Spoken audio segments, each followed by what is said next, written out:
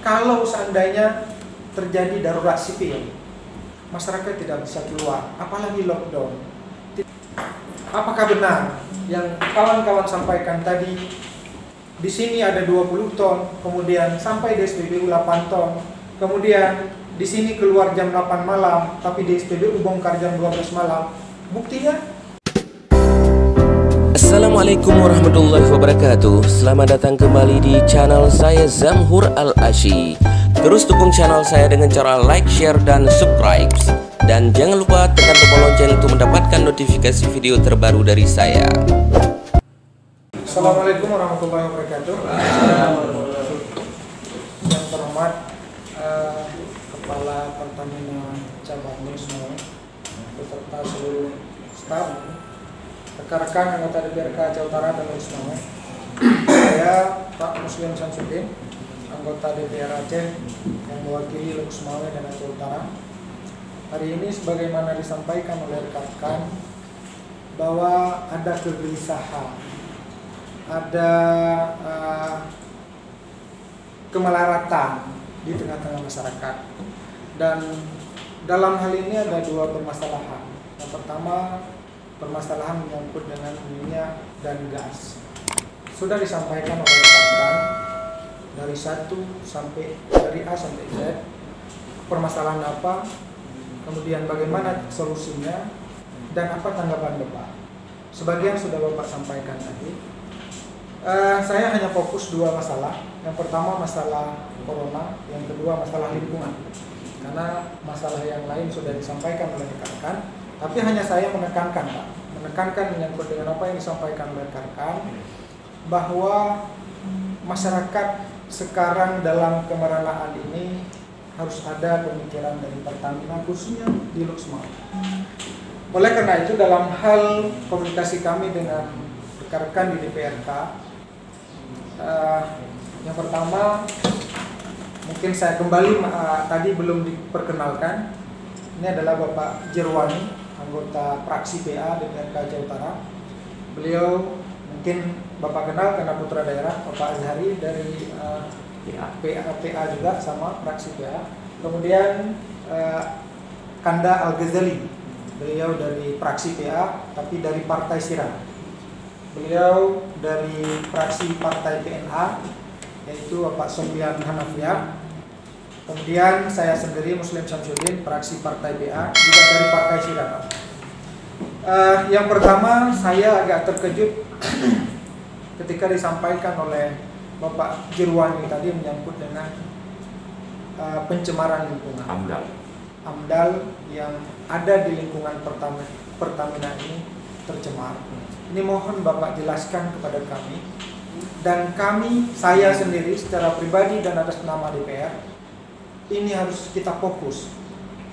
Ini adalah kesalahan terbesar yang harus dihindari, karena ini menyangkut dengan lingkungan masyarakat. Air kebutuhan pokok, Pak. Itu yang pertama. Yang kedua, saya ingin mempertanyakan dengan kondisi COVID-19 sekarang, apa tindakan Pertamina yang telah dilakukan, terutama sekali dalam hal membantu karyawan dan masyarakat lingkungan. Kita tidak bicara dulu di luar, tapi kita bicara dulu bagaimana lingkungan, apa yang sudah dilakukan oleh Pertamina setempat untuk apa itu kebutuhan sembako masyarakat atau menyangkut dengan lain sebagainya kebutuhan kehidupan masyarakat. Karena sekarang pemerintah sudah menetapkan bahwa kita darurat. Ketika kita menetapkan darurat, ada undang-undang tersendiri, Pak, yang harus kita jalankan. Dan salah satu adalah bagaimana Pertamina ini berkecimpung untuk masyarakat. Ini mohon jawaban Pak Kepala. Kemudian kita akui dan semua kita tahu bahwa ada dana CSR. Di setiap BUMN, BUMD dan lain sebagainya ada hak masyarakat yang harus disalurkan kepada masyarakat. Sejauh mana itu tindakan kemudian realisasi dalam masyarakat lingkungan, kemudian masyarakat fakir miskin, karena itu adalah haknya. Yang terakhir menyangkut dengan apa solusi yang diterapkan Pertamina setempat dikala ini sudah masuk dalam darurat dan jam malam. Kemudian kalau seandainya terjadi darurat sipil, masyarakat tidak bisa keluar, apalagi lockdown, tidak bisa mencari rezeki. Apa yang harus dikerjakan menyangkut dengan kebutuhan masyarakat. Yang pertama minyak, kedua gas, sebagai tanggung jawab daripada Pertamina. Ini mohon penjelasan sedikit Pak, karena kami sesuai dengan Undang-Undang Nomor 4 Tahun 99 menyangkut dengan tugas dan tupoksi anggota dewan, maka hari ini adalah pelaksanaan itu. Pengawasan sebagaimana Bapak uraikan tadi bahwa tanggung jawab pemerintahan dan pemerintahan itu masuk anggota dewan Pak. Sehingga hari ini walaupun kami cerca, rekan-rekan cerca dengan pertanyaan-pertanyaan, ini adalah untuk kebutuhan masyarakat dan ini adalah tupoksi kami. Maka sekali lagi saya harapkan data yang akurat, kami mau menjalankan tupoksi kami sampai dengan SPBU. Apakah benar yang kawan-kawan sampaikan tadi, di sini ada 20 ton, kemudian sampai di SPBU 8 ton, kemudian di sini keluar jam 8 malam, tapi di SPBU bongkar jam 12 malam. Buktinya, secara lapangan kami adalah orang kampung, orang yang hari-hari hidup di tengah masyarakat, di samping rumah ada SPBU, tetapi di sini juga baru tahu kami ini bahwa keluar transportasi minyak dari sini terakhir jam 8 malam. Ini yang terjadi sekarang apa dan siapa yang bermain? Ini harus kita bongkar. Rekan-rekan media hari ini hadir, kami mengajak rekan-rekan untuk mempublikasi bahwa ini adalah kebutuhan informasi masyarakat. Apa yang terjadi selama ini? Antrian mobil dari jam 12 sampai jam 12 malam sampai pagi. Apa yang terjadi itu? Maka rekan-rekan ini harus sampaikan kepada masyarakat, rekan-rekan media, apa yang Bapak sampaikan tadi merupakan data real, bukan membela Pertamina, bukan membela diri. Rekan ada saudara tim pengawas, supervisor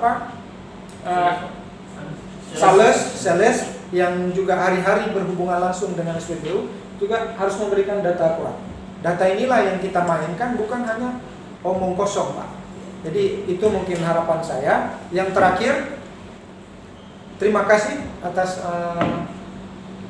sambutan hari ini. Mudah-mudahan kita terus bisa berkomunikasi demi rakyat Pak. Bapak digaji oleh uang negara, kami digaji dengan uang negara, dan kita buktikan bahwa gaji negara itu kita makan untuk kebutuhan masyarakat dengan tenaga kita bersama Pak. Sama kita pelayan masyarakat Pak. Kami Bapak juga rekan-rekan semua. Kalau kita sudah makan uang negara, maka bersiaplah untuk bekerja untuk rakyat. Maka oleh karena itu sekali lagi kami hadir hari ini untuk melaksanakan tupoksi kami sesuai dengan Undang-Undang Nomor 6 dan Nomor 4 Tahun 99 sebagai pengawas pemerintahan. Maka pemerintah. Oleh karena itu sekali lagi berikan data kepada kami yang akurat. Kami tunggu dalam 1-2 hari ini. Kami akan terus bekerja dalam minggu-minggu ini di balik musibah yang Allah berikan sekarang. Mudah-mudahan dengan kerja keras sambil membantu masyarakat dalam menghadapi berbagai persoalan sekarang, termasuk kasus COVID-19. Ini adalah tanggung jawab kita untuk membantu masyarakat, melindungi masyarakat, dan memberikan kesehatan masyarakat yang sesuai dengan tupoksi kita masing-masing. Demikian Pak, terima kasih. Assalamualaikum warahmatullahi wabarakatuh.